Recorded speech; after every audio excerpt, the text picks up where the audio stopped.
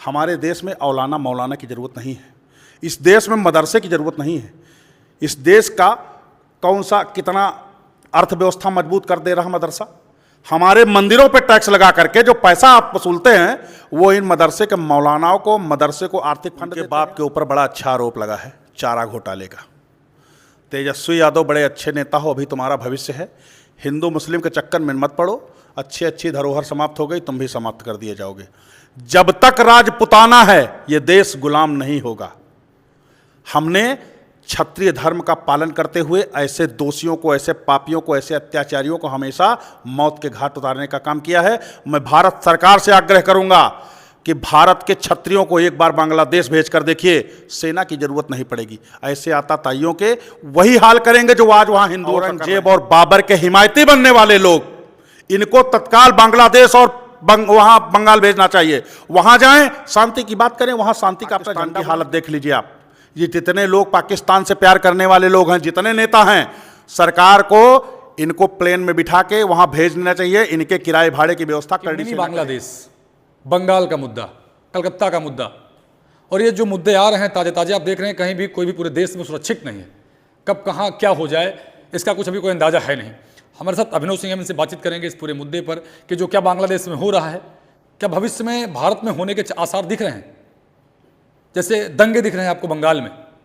सारी चर्चाओं के साथ हमारे साथ अभिनव सिंह हैं, खंडी सेना के मंडल अध्यक्ष, हमसे बातचीत करेंगे।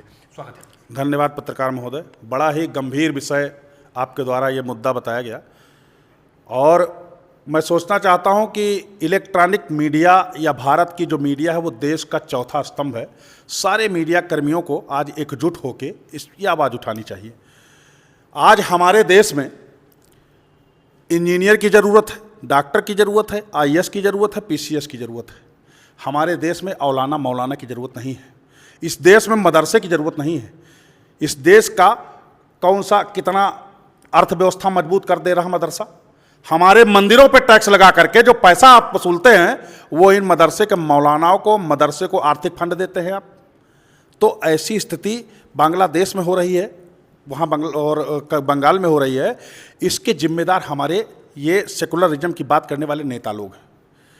इनका जिस दिन सरकार, कहीं ना कहीं ये फंडेड लोग हैं, ऐसे बांग्लादेश से, पाकिस्तान से, जितने भी मुस्लिम कंट्री हैं वहाँ से लोग फंडिंग लेते हैं तो उनके ही गुणगान गाएंगे ना। सरकार को चाहिए सबसे पहले मदरसे बंद करे। इस देश को स्कूल, अच्छे लग्जरी कॉलेज, तमाम कॉलेज हैं उसमें पढ़िए। ये इनके लोग, हमारे बच्चे जब पढ़ के निकलते हैं तो वो प्लेन उड़ाते, हवाई जहाज़ उड़ाते, हेलीकॉप्टर उड़ाते हैं। इनके बच्चे मदरसे से पढ़ के निकलते सीधा एयरपोर्ट उड़ा देते हैं। ऐसी शिक्षा मिलती है इस देश में। आज आप देख रहे हैं वहाँ सरेआम कत्लेआम किया जा रहा है बांग्लादेश, और वहाँ पे एक भी नेता बोलने को तैयार है। क्या ऐसे नेताओं को ज़रूरत है हम लोगों की? ये सोचने का विषय है। बंगाल में चुन चुन के हिंदुओं की गाड़ी जलाई जा रही है, घर बंगाल में आज ये केवल विरोध के नाम पे हिंदुओं की दुकान जलाई जा रही है। इससे पहले भी हुआ, काटा जा रहा है, गुर्दे निकाले जा रहे हैं। हम हाथ पे हाथ धरे बैठे हैं। आज जगने का समय है, उठने का समय है, विरोध करने का समय है। अगर बैठ के आप करोगे तो यही परिणाम आपके सामने होगा। आज औरंगजेब और बाबर के हिमायती बनने वाले लोग, इनको तत्काल बांग्लादेश और वहां बंगाल भेजना चाहिए। वहां जाएं, शांति की बात करें, वहां शांति का अपना झंडा बुलंद करें। देश इनके आगे नतमस्तक होगा।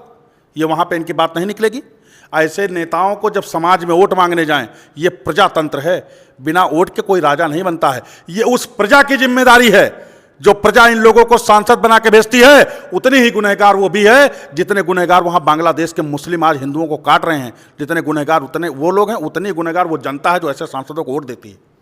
तेजस्वी यादव कह रहे हैं कि जो वक्फ बोर्ड कानून को हटाया जा रहा है, जो 2025 के तहत संशोधन किया जा रहा है, वो कह रहे हैं जब अगर मेरी सरकार कभी आती है तो सबसे पहला जो मेरा कार्य होगा वो इसी पर साइन होगा, इसको हटाया जाएगा। उनके बाप के ऊपर बड़ा अच्छा आरोप लगा है चारा घोटाले का। तेजस्वी यादव बड़े अच्छे नेता हो, अभी तुम्हारा भविष्य है। हिंदू मुस्लिम के चक्कर में मत पड़ो। अच्छी अच्छी धरोहर समाप्त हो गई, तुम भी समाप्त कर दिए जाओगे। जब तक राजपुताना है ये देश गुलाम नहीं होगा।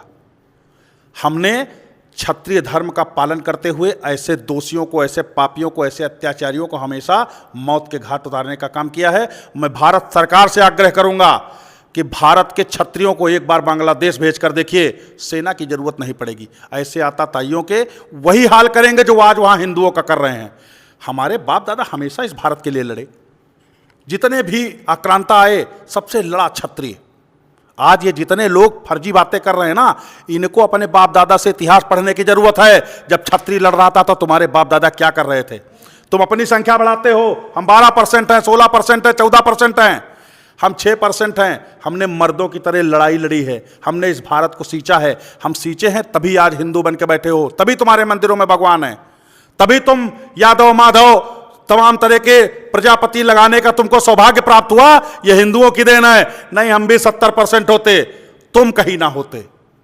अगर हम मुगलों से न लड़े होते, यहूदियों से न लड़े होते, ईसाइयों न लड़े होते, तो तुम्हारा बेड़ा गर्क हो जाता। ये सौभाग्य आज जो प्राप्त हुआ है, ये क्षत्रियों की देन है। इतिहास पढ़ने की जरूरत है। ये सोशल मीडिया पे बैठे हुए ज्ञानी पुरुष, इनको कोई जानकारी नहीं है। गोबर खा के पैदा हुए लोग क्षत्रियों के ऊपर सवाल उठाते हैं। क्षत्रिय कभी जातिवादी नहीं हो सकता। एक बार नहीं, 100 कैमरे में बोला है हमने। और दोबारा मैं कहना चाहता हूं कि पाकिस्तान की हालत देख लीजिए आप। ये जितने लोग पाकिस्तान से प्यार करने वाले लोग हैं, जितने नेता हैं, सरकार को इनको प्लेन में बिठा के वहां भेज देना चाहिए। इनके किराए भाड़े की व्यवस्था करड़ी सेना करेगी। देश में रहना है, भारत में रहना है, भारत का अन्न खाना है, तो ऐसे गद्दारों की दवाई सरकार को तुरंत करनी चाहिए। मैंने माननीय प्रधानमंत्री जी, माननीय मुख्यमंत्री जी, माननीय गृह मंत्री को, हिंदुओं ने वोट इसलिए नहीं दिया था कि हमको रोजगार चाहिए, हमको जॉब चाहिए, हमको आप फंडिंग करिए, सड़क बनाइए, हमको कुछ नहीं चाहिए। ऐसे गद्दारों का तत्काल इलाज हो, यह हमारा हिंदू समाज चाहता है। जो भारत में रह के भारत के ऊपर, भारत के वीर जो है युद्ध लड़ने वाले पूर्वजों के ऊपर इस तरह का वक्तव्य कतई माफ नहीं किया जाएगा। मजबूर ना किया जाए कि क्षत्रिय फिर अपने घर से निकले और तलवार उठा ले। भारत को रक्षित सुरक्षित करने की जिम्मेदारी सरकार की नहीं, हम हिंदुओं की भी है, हम क्षत्रियों की भी है। हम युगों युगों से लड़े हैं, आगे भी लड़ेंगे। ऐसे आताताइयों के खिलाफ हम लोगों को किसी के परमिशन की जरूरत नहीं है। हम लोग बिल्कुल तैयार हैं, सरकार परमिशन दे, निकल जाएंगे हम लोग बंगाल। 24 घंटा लगेगा, शांत माहौल करके फिर वापस आ जाएंगे। ये उन क्षत्रियों की बात है कि 24 घंटा लगेगा और पूरा बंगाल और बांग्लादेश सब कुछ शांत हो जाएगा, सब कुछ सुरक्षित हो जाएगा। प्लस पूरी वीडियो पर आप क्या कहना है, कमेंट में बताइएगा।